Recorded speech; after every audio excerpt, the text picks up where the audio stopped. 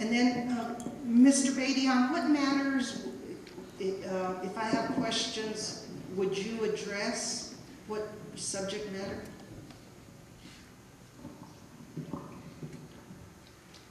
Ms. Baca-Gonzalez, as always, as city attorney, I'm here to respond to any questions you may have of a legal nature. All right, thank you. I appreciate your clarification in that regard. And I'll tell you why I'm asking questions is because the pending ethics complaints, I believe, raise an issue as to whether or not we have city council or even an acting city manager. And I think it would be ill-advised for us to proceed tonight until the city council can obtain special counsel to evaluate those ethics complaints and the possible legal problems that will flow from it.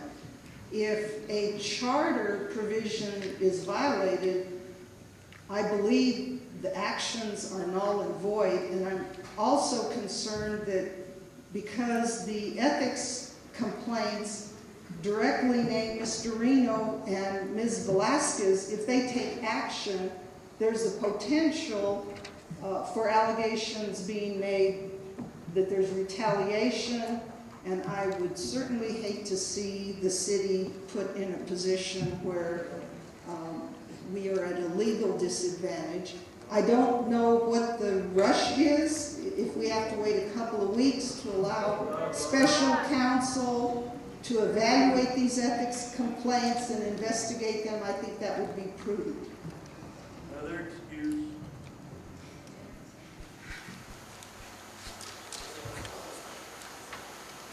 So your question is, should we proceed tonight or not? I guess the bottom line is, should we proceed tonight or not? Well, the ethics complaints that have been filed are not the subject of an agenda item for tonight. It can be if the council wants to take it up at another point. I can't hear you, sir. How's that? Okay, let me start over then. The ethics complaints that have been filed are not the subject of an agenda item tonight. Council wants to take it up at some future time, it certainly can, but it's not appropriate at this point to take it up.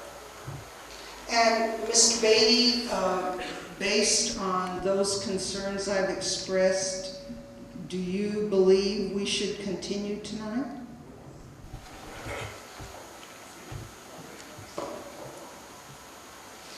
The city council may proceed with this agenda, Ms. Baca-Gonzalez. And I also have one additional question.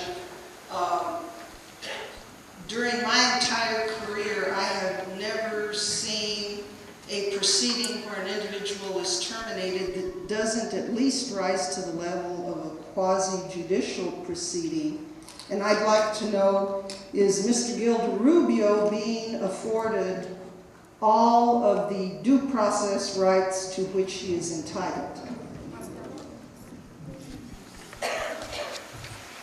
Well, if you're asking my opinion, he has the opportunity under the charter to present his hearing today. It's an administrative proceeding. It's not a quasi-judicial proceeding. So you're saying it's administrative, but he's receiving all the due process to which he is entitled? I'm not going to make a judgment. I guess some judge can tell us in the future. The charter simply says that he has a right for a hearing, and that's all. And Mr. Beatty, would you concur with that? Is Mr. Gildarubio being afforded all the procedures to which he's entitled? And you nodded your head yes, so I just want to make sure the record's clear that you have indicated yes. The additional question I have served as a hearing officer in the past, and it is very common in those circumstances to ask the individuals who are participating in passing judgment if they have any personal interest to report to the board or the city council regarding the questions they're to consider prior to a vote, and I believe that's required by our ordinance and our charter. And I would respectfully ask that each council member be advise and share any disclosures that would indicate they may have a direct or indirect interest or purpose in the termination of Mr. Ed Gilderubio. I'll start off. I have none. I have none. I have none.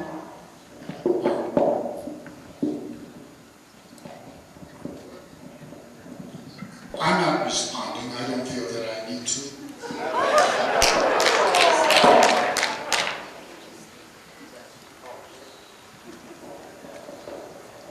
I won't be responding.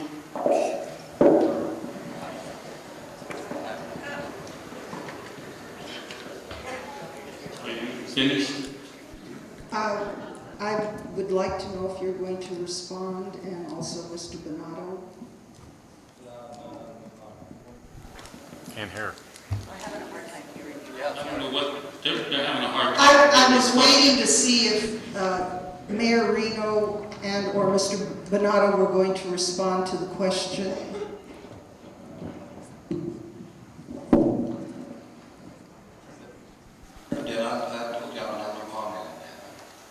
So I take that to mean you're not going to respond. I think what they're saying is they want to continue with the hearing. Well, there's the matter of Chapter 5.3 of our charter, Section 5.3 regarding voting, and it specifies that no member of the council shall vote on any question on which he or she has a substantial personal or financial interest, and then it continues on, or on any question concerning his or her own conduct, and in said instances, the members shall disclose this interest to the council. Given the content of the ethics complaints, I think there clearly is a question concerning the conduct of Ms. Velasquez and Mayor Reno, and that you obviously failed to disclose. Furthermore, I just again would re-urge that I do not see how we can proceed on a vote tonight with these pending issues concerning the ethics complaint. And I'm sorry, I'm not trying to be difficult, it's just I have the best interests of the city and the taxpayers.